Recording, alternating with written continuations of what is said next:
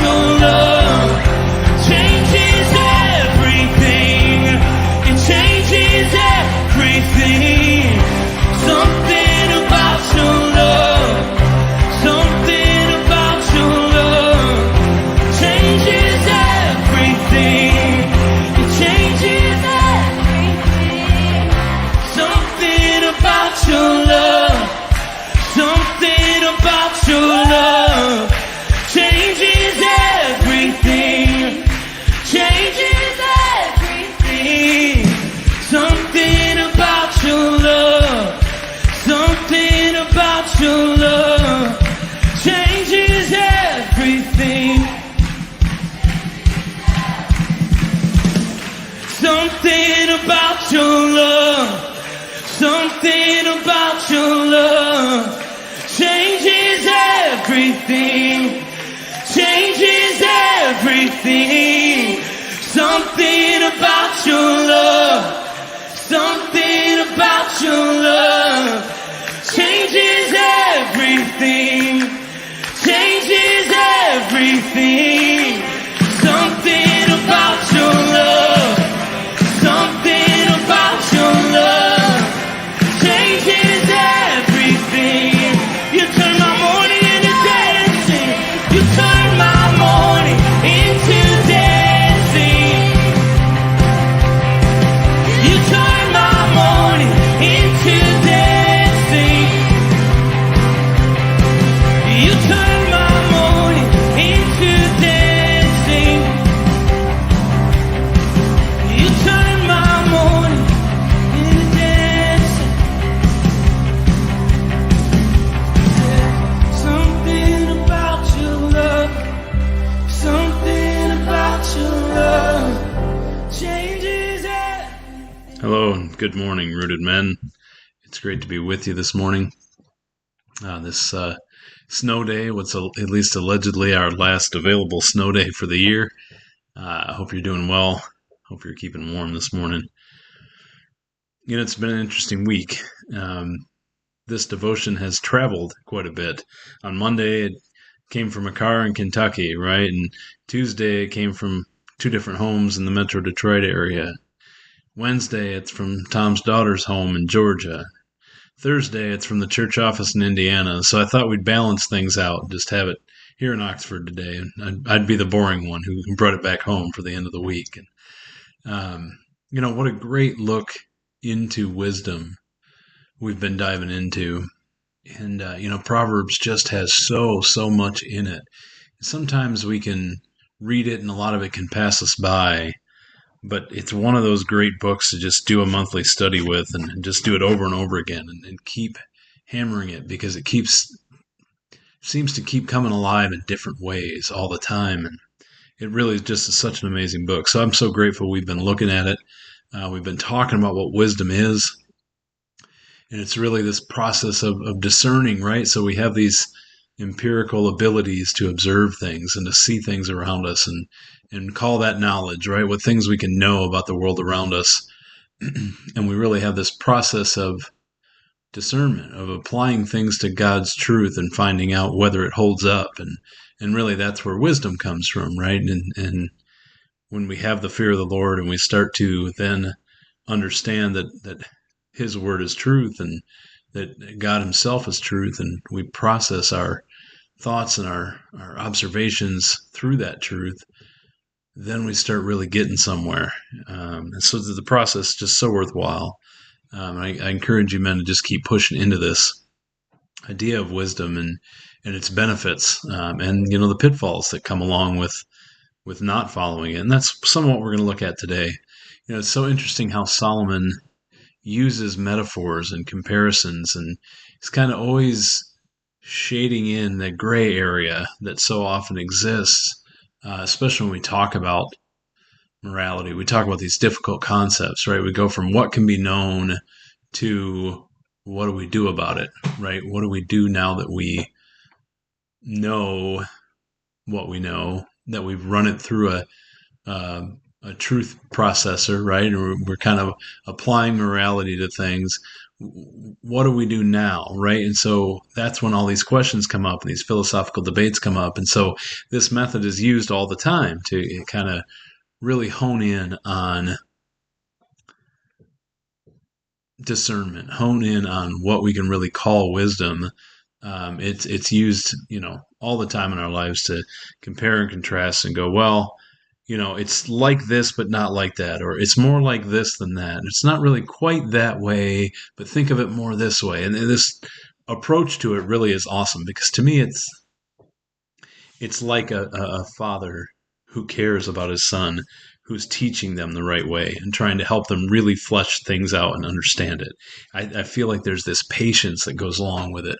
The patience to explain and the patience to really break down what something means so that it's clearly understood. And why would you do that, right? Well, we do that because the learning, the understanding is so critical. And that's really what we're reading here today. And so, Proverbs 2 has, it talks quite a bit. In my Bible, anyway, it's titled the Moral Benefits of Wisdom. But it ends here, much like it starts, kind of drawing the big picture. We can compare and contrast and we can figure things out, but if we didn't take the big picture, if we don't learn from it, it wasn't worthwhile. And it says, thus you will walk in the ways of the good and keep to the paths of the righteous. For the upright will live in the land and the blameless will remain in it. But the wicked will be cut off from the land and the unfaithful will be torn from it. Now the land, of course, being that which was promised to Abraham and his ancestors, and the land being abundance, right? Being both physically this earth, but there's really a sense of something more here. And so Solomon's really explaining what's at stake. Why is it so important to seek wisdom and to walk the path of righteousness? Because the alternative is being cut off from the path. The alternative is being cut off from the family of God, right? And so there's an eternal weight to this here. So you may live on the land, but in order to enjoy the benefits of the promise, right, there's really this idea of submitting to something more, to saying, yes, I'm going to live by this. I'm going to apply these truths and this wisdom to my life. I'm going to have guardrails that keep me from falling back into old patterns because I learn now and understand, and maybe I experience them so that I could truly understand them. But because I've gone through this process of learning and committing to being righteous, I'm going to be different. Now that's something to say. So you have the knowledge, right? You've learned to discern whether it's true or worthy or good or righteous, or whether it's folly, whether it's the act of the fool, right? But what now? What are you going to do with it? Are you going to submit to it, learn from it, live by it, discipline yourself to it, take every thought captive and test it, truly invite God to press in and know your anxious thoughts? Are you going to put in that work to be the righteous man and stay on the path? To live the life of abundance that was promised to Abraham? I think that's really the difference that we see here. The upright will live in the land, and the blameless will remain in it. There's a difference between living in it and remaining in it. Yes, you can be on the land that I promised you, but the full fruit of it will not be yours, the full benefit of it. The idea that the kingdom of God is at hand, right? We hear about that in the Gospels. All of it is here for you now. But if we're not going to stay on that path of righteousness, if we're not going to work to make this wisdom matter in our lives, if we're not going to process it through a servant heart that sees ways to apply this wisdom for ourselves, for our family, for our community, to serve others with it, then we're just going to be living on the land. We're not going to be remaining in it, remaining in that promise. We know that God's promises are true and they're awfully big. And so I just want to encourage you to know that there is a process, right? There is a step to take. There is a commitment. There is a submission to say, I'm going to live my life according to this wisdom, which means I'm going to continue to seek more of it and apply more of it to my life. This isn't just an academic exercise for us, gentlemen.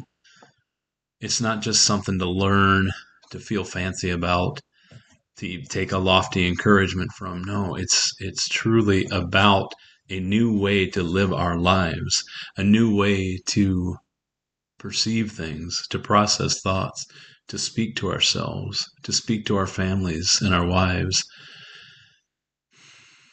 to speak to each other and build each other up.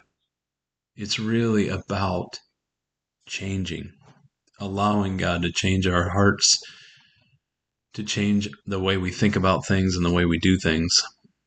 I know that's big. And I want you to hear something else important, because we're kind of getting to, oh, can I earn grace then by living this way? And I want you to know this isn't a salvation issue. There are some things in our walk, and there are some lessons in the Bible that are about salvation, right? Believing in the Father. The first table of the Ten Commandments, right? Salvation issues are one thing. This is not that. This isn't about working to earn grace and earning salvation. This is about your Father who loves you so very much and wants the best for you. He's provided the very best for you and wants you to live in it.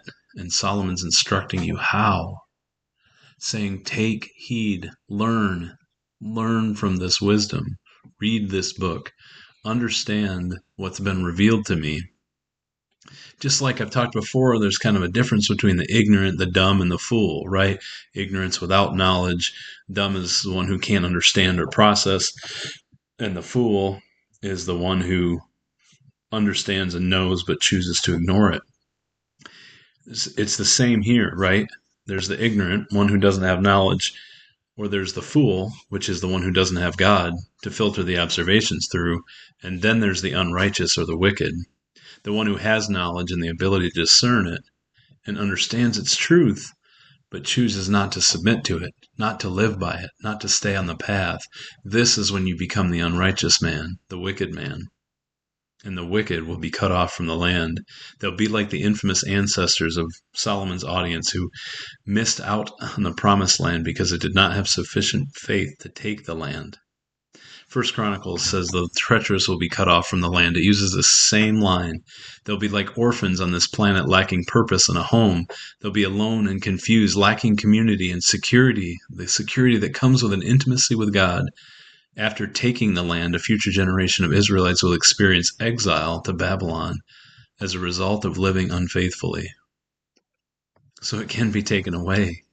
God granted Abraham righteousness because of his faith, but in the same way, he grants us righteousness through his Son, that by believing in Jesus Christ alone, we are granted that righteousness.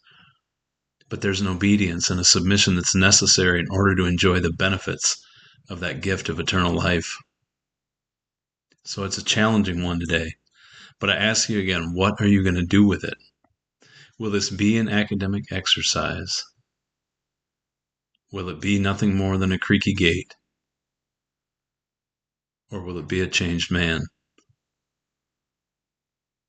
I hope you'll journey with me on this work to submit. It's not easy, but it's going to be worth it. That's all I got for you today, man. I love you. Let's go out and make it great. Let's have a firmly rooted day, and may someone see Jesus in us today.